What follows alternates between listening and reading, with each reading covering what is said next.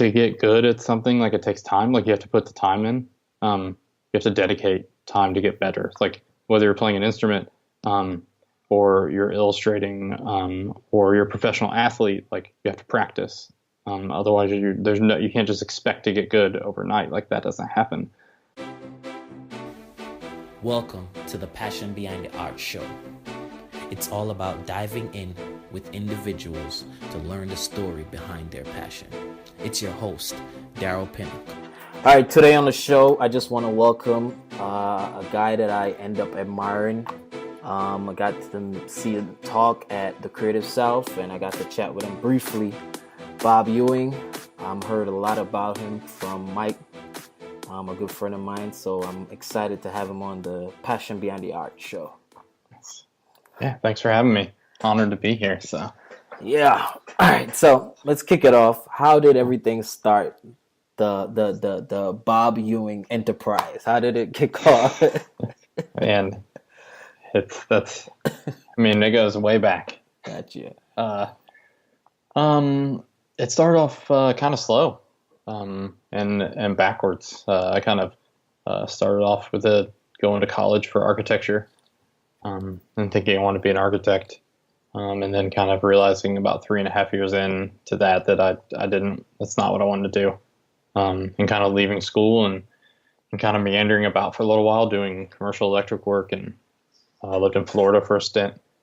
Doing trim carpentry and window and door installation, and then eventually because of my wife landing back in Indianapolis, and finally figuring out that like design was a thing, and then going to a small Ivy Tech community college where I just kind of learned basically the foundations and the fundamentals of design, and then all the programs. Like I had a page layout class where we learned Quark Express was not even in design. It was Quark Express, and then typography and Illustrator classes, and then that just kind of gave me the foundation and the knowledge of the programs, and then it's into the kind of real world where you actually where the learning is always happening every day. So cool. So dibbling and dabbling in design, why did lettering stick? Why did you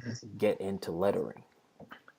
Yeah, I think people like Ken Barber, Lou Ritchie, Ryan Hamrick, Eric Marinovich, those guys' work kind of always stuck out to me. It had this kind of handcrafted, handmade feel to it, even though it was digital. And I never didn't understand how they made that or how they did that.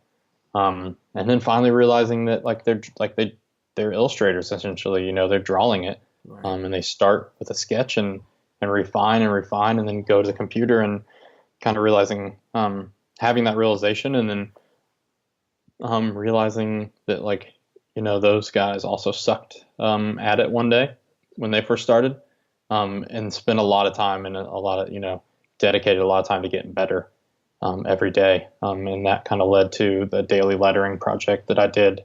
I started back in 2013, where I just kind of made a commitment to letter something every day, whether it was a word or a phrase, and whether I had 5 minutes or 5 hours to do that. And that kind of changed, that decision to do that kind of changed everything for me. Gotcha. For sure. So to fast forward a little bit, because I was just kind of intrigued in that, how did you end up doing the Creative South logo? How did that come about?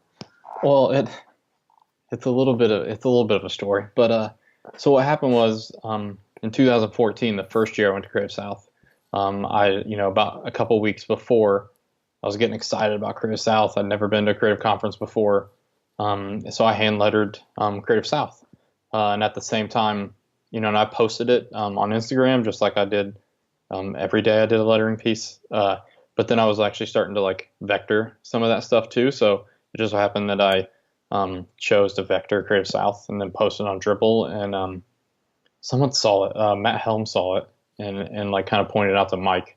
And next thing you know, Mike gives me a call, and he's like, "Hey, so and so Matt saw this lettering. I want to put it on a T-shirt." I was like, oh, yeah, cool. I was like, what? Where he's like, we're gonna sell them. And he's like, we'll tell everyone you did it. I'm like, that's fine. Like, I just did it just for the fun of it, and just to let people know I was going. Um, so yeah, that was like the first one. And then every year after that, I kind of Mike asked me if I would do a t-shirt the next year. That's what happened. So then at that point, I was I was past a year. I was probably four and some odd days into the lettering. So I decided to do Creative South again.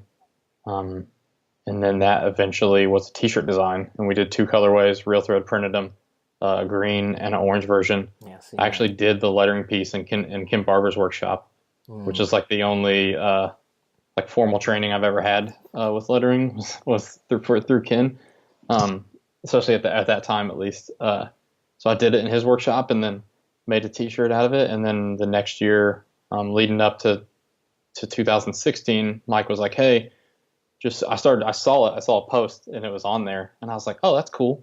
He's using it." So I like shot Mike a text, and he was like, "Oh yeah, just so you know, we're going to use it as the logo. Like we're going to use Nick Slater's peach, and we're going to use your script for the logo now." And I was like, kind of blown away. He's like, "I hope that's cool." I was like, yeah, man, I made it for you guys. That's awesome. Like, so then when I showed up in 2016, and then even this year, like seeing it everywhere is like, it was super surreal and like just an amazing experience because Creative South means so much to me. And to be able to have like created something that is to help promote it is huge for me. So right. I love Mike, and yeah, anything I can do to help him out for sure. Yeah, he's an awesome dude, man. He's an incredible dude. He's special for sure. Man. I got a chance to hang out with him at a marriage conference, and nice. We really hit it off. Yeah, and he's one of the best. Yeah, he's a very rare guy. So, what I know it hasn't always been easy, right? So, what was like the pit or the most struggling part for you in this creative journey? It's the same struggle that most people have, like that we were just talking about. Is that like balance between knowing when to turn it off, and be like spend time with your family. I try not to let anything affect or get in the way of the time I have with my kids. Right. And obviously there's conferences and some other things that come up where that like takes away from family time, which is always hard. But I honestly don't do a lot without my family, outside of those things. I kind of, married to design as well. Right. So I spend a lot of time doing that. So that's the hardest thing. It's just the balance, between those. And it's an ongoing struggle. Like there's no right answer. Some weeks are better than others. But just trying to figure out, like still trying to figure that one out for sure. How do you balance, this like life and personal life with right. also this like inherent need to create all the time, which is like kind of unexplainable, and lots of like people that don't do design or aren't creative like don't understand a lot of the times, like just having this like desire to always be creating something or always needing to be working on something as an outlet even. So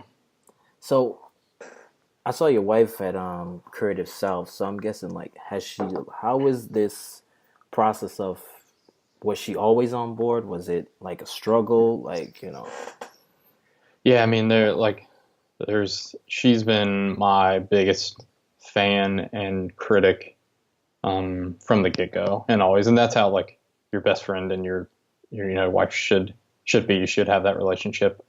She keeps me grounded for sure. But she's always like more than supportive, and always has been, going back to when, I moved back from Florida to be with her, and like us knowing that we're going to get married, and like deciding to do this like design thing and going to college and supporting me through that. And then, yeah, still to this day, I mean, she runs the house. She takes care of all of us for sure. I mean, it's kind of funny to me. It's not as funny to her anymore. I think she's heard me say it enough, but like that she has 3 kids and I'm the hardest to take care of, for sure. But, There were some times through uh, there's difficult times, just Mhm. like in everything. That's I mean that's just life. It can't all be rainbows and sunshine. Uh, but especially when I was doing the daily lettering thing, Yeah. towards the end of it, we had like many conversations about that I was spending too much time on it, and that it was starting to affect our relationship. While it didn't affect my relationship with my kids per se directly, like it was definitely having an effect on us and Gotcha. how our relationship was. Sounds good. I mean, for me, that's like good to hear because being married, as you said, being married to design, like we're married to this thing, and it's like Yeah. it pulls you at all times, most of the Yeah. time. And when you have a spouse, it's tough.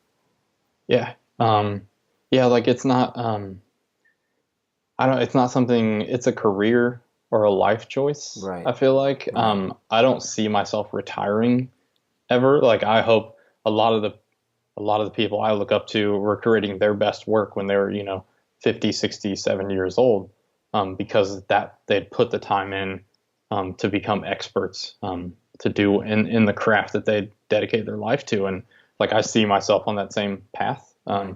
I don't necessarily like I always see, unless something changes, like to this day, like I see myself still creating or still wanting to do something creative or drawing, even when I'm older, when you're supposed to be, retired, so Right. to speak. Right. So, So I know you got your wife. So when you who would you consider your support system? I know we got your wife, but like when you need to draw some energy to pick you up, who would you yeah, I consider as mean, that group of uh, people? yeah, like family is number one. Well, my wife's always been there. My kids are a huge inspiration to me.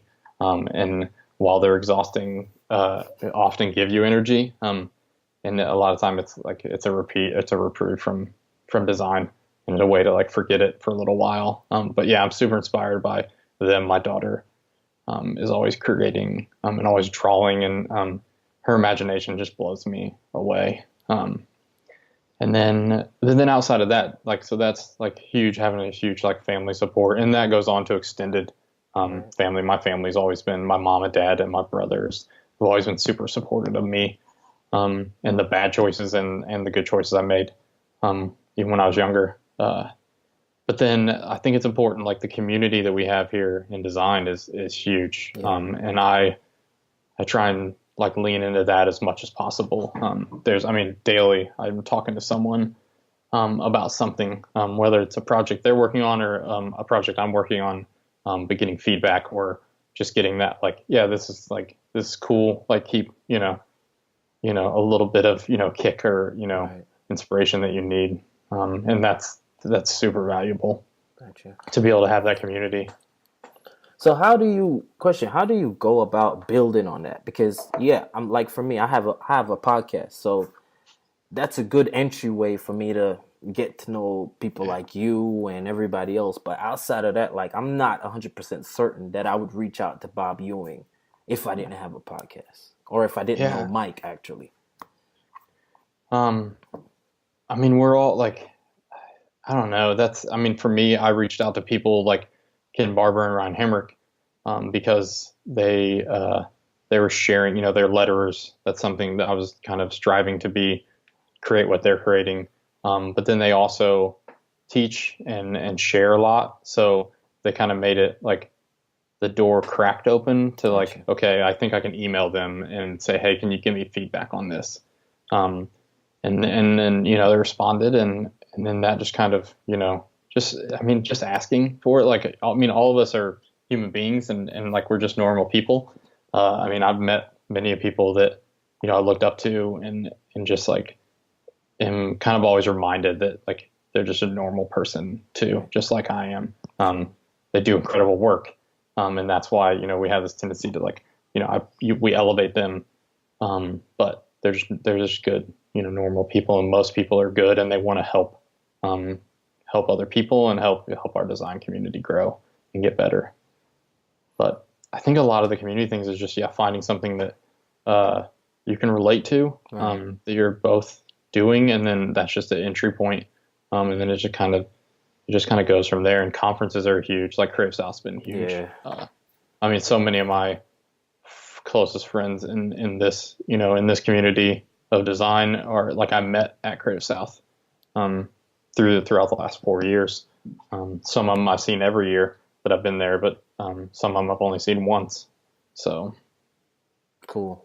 Because when I first came to Georgia, and I was just building on, just being in Georgia, I had the opportunity to. I took a chance and I just reached out to Wells. I know you probably know Wells. yeah. And Wells is good people. And he was cool enough to kind of just, reach back out and kind of just give me some, tips on getting around in the design in Georgia and whatever. And just, Right. And it was kind of cool because, I didn't expect it, but I was just like, just trying to get some feedback. So, inch by inch. Yes. Break that down for me. Oh man. I know it's nonprofit, but break that down for me. Yeah, so Inch by Inch is a 1-inch monthly button club. That's a nonprofit, and our proceeds. Sorry, I'm trying to plug my computer in. Our proceeds go to support youth art education. And it was really just kind of born out of so Drew Hill, who I work with and have worked with for 7 years now at 2 different agencies. It was just kind of born out of us wanting to work together or do something together. Because while we work in the same building, we didn't get to work together on a lot of stuff. And it just kind of started with our love for 1-inch buttons and collecting things, and then this idea that we can give back. We're both parents. We're both thinking about the future of our kids and where they're going to go to school, and the fact that like art education is being stripped out of our school systems because of lack of funding, and teachers don't have money for supplies. So it kind of just snowballed over one night over text message. Drew and I were just texting back and forth, and there in Inch by Inch was born over a short hour conversation via text, and then we just kind of hit the ground running and started to kind of knock things off the list that we knew we needed to do to make it happen. So you guys kind of go around and partner with schools and like stuff like that? So what we do is we support 2 charities, one here locally called Art with a Heart. Gotcha. So even though we're a nonprofit ourselves, basically what that just means is like Drew and I don't make any money off this. Where it's a passion project of ours. Everything we donate all of our time. When we go to conferences, if it's not like if one of us, if we're not speaking or if I'm not speaking, and then we cover the hotel and the flight and travel, just to try and make sure we're not taking anything away from Inch by Inch, Gotcha. so that more money gets to go to our charities. But Gotcha. so we support to Art with Heart here locally in Indianapolis, and then 826 Shy in Chicago, both serving inner city underserved kids with after school and summer programs. 2 fantastic charities that last year we donated 5,000 total, so 2,500 each, which doesn't sound like a lot, but when you're like when $20 will buy art supplies for a whole semester, it goes a long way, and we're on pace to do that like similar donation this year. We'll actually be announcing that shortly. So, but that to me that's a lot because that's like money they didn't have to raise on their own. You know what I mean? That's just extra money coming in for them to help whatever they're trying to do. So it's pretty awesome. Yeah, it's kind of crazy. Like, how did a button club come about though? Like, I would have never thought of that.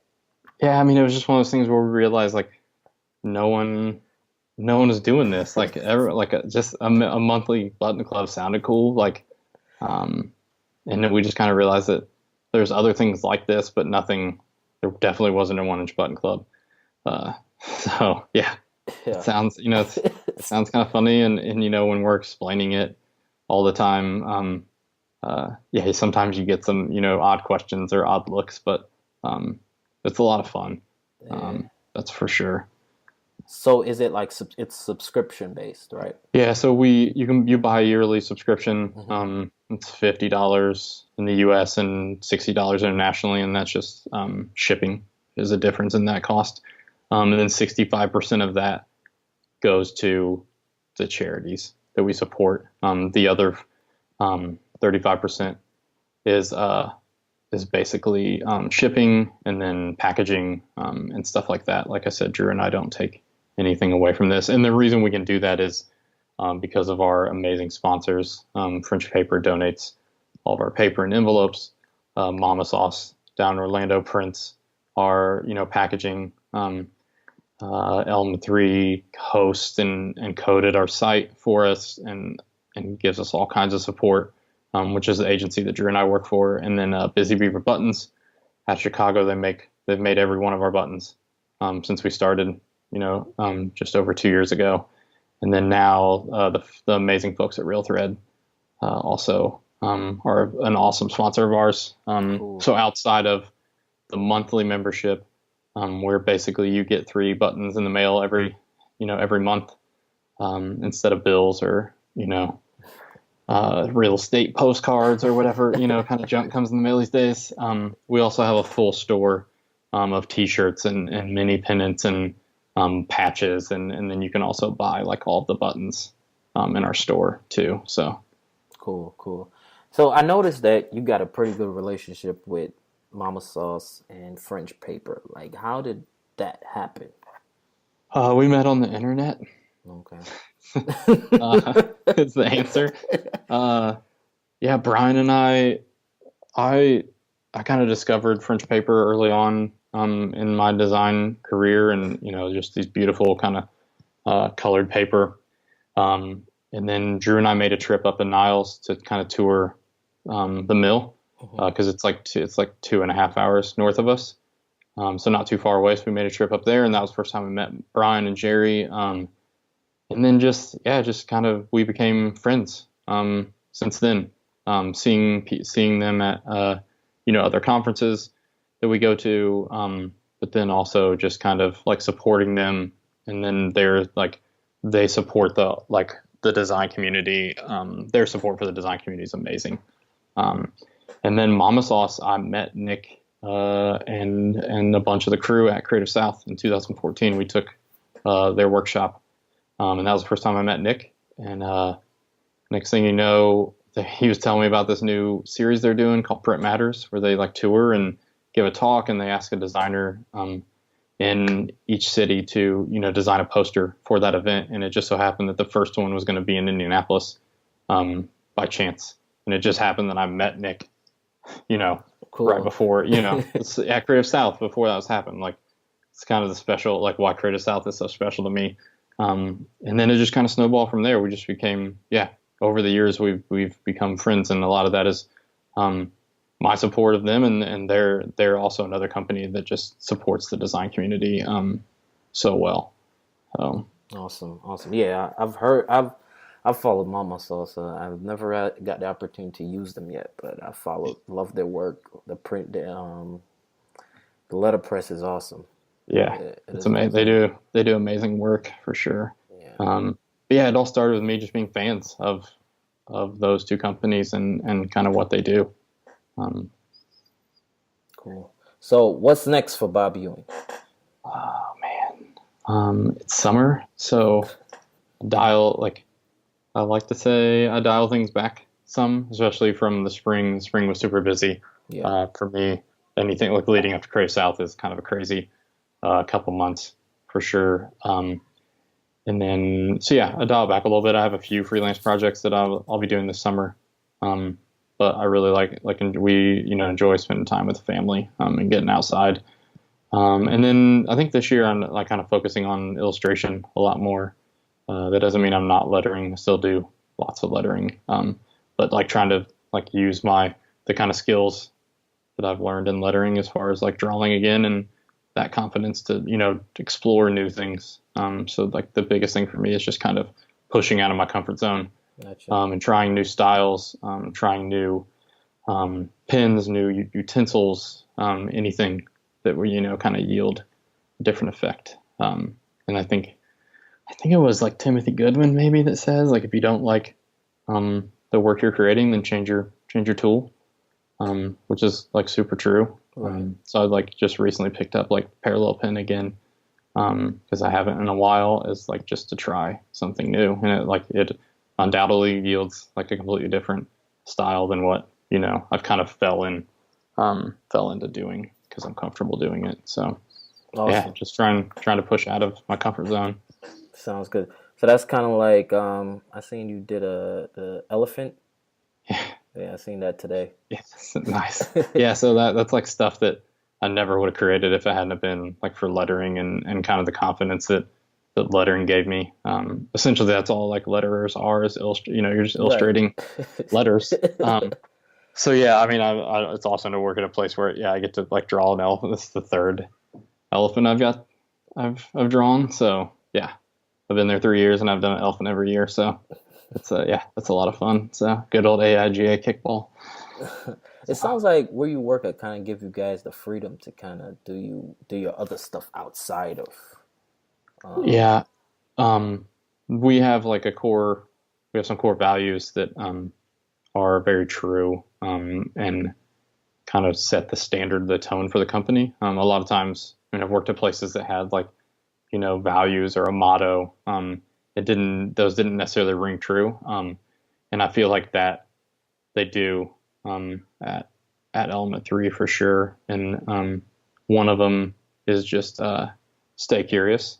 So like anything, they're always supporting anything I do on the outside to get better, to try new things. So that's huge. Yeah, their support has been a huge part of my growth over the last 3 years for sure. So we're almost at the end, and you have advice for a family man. You have advice for designers, speaker. Like, what advice? I know most people that probably watching be designers, between designers and musicians, right? What advice would you give a creative? I mean, a couple things I've learned over the years, and I'm like still learning, but like to get good at something, like it takes time. Like you have to put the time in.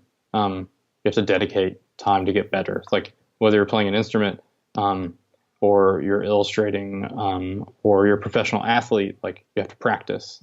Otherwise, you can't just expect to get good overnight. Like that doesn't happen. So you have to put the time in. Also, like you can do whatever you want to do, as long as you want to. There's one thing that we can kind of control in life, and that's our effort.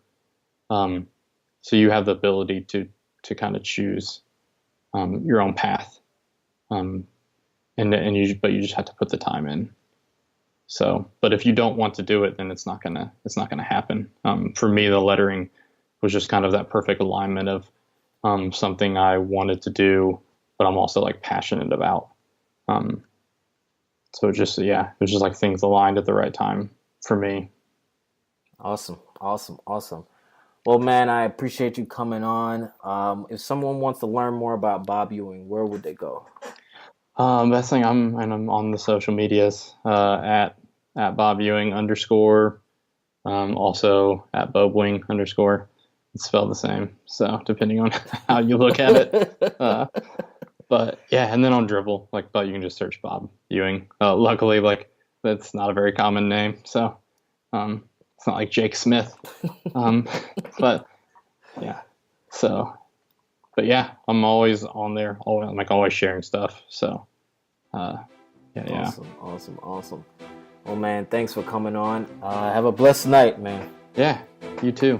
All right, for sure. And don't hesitate to reach out. Oh, for sure. You just need to chat or talk about something or don't hesitate. All right, man. Thanks, all right, man. Have a good night. Thanks. I appreciate it. You can also keep in touch with me at dpcreates.com. Blessings.